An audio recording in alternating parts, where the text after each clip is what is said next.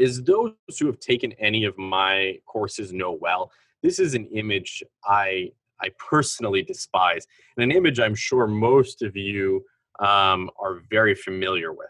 While this is a convenient tool for rote learning, it doesn't convey much useful information, most simply because anatomy is not 2D. Some resources make an attempt, and while this is a slightly better representation, it's not a perspective aside from CTs that you will ever use clinically.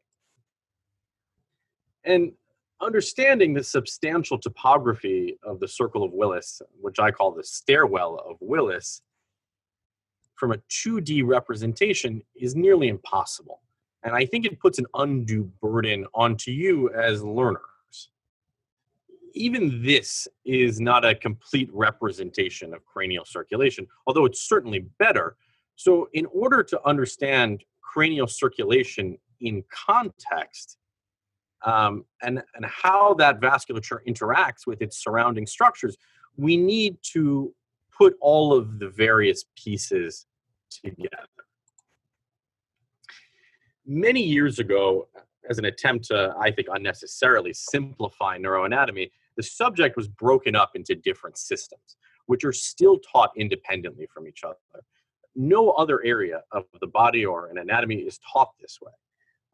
So when I ask students, for example, what vein does the trigeminal nerve pass under after it originates from the pons, or the relationship between the ICA and cranial nerve 7 and 8, I often get blank stares. And this is where I believe that undue burden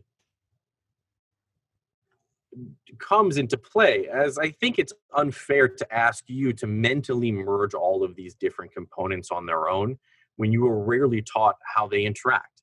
Nowhere do these components exist naturally, individually.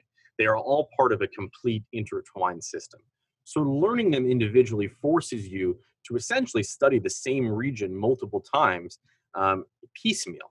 So today we're going to look at how these systems come together and hopefully give you a more complete understanding of the anatomy as a whole, because using this image to understand this and this is nearly impossible. So I'm going to ask you to approach this with me as a virtual road trip where we shrink our perspective down significantly in order to travel along the vasculature and really see what we encounter along the way.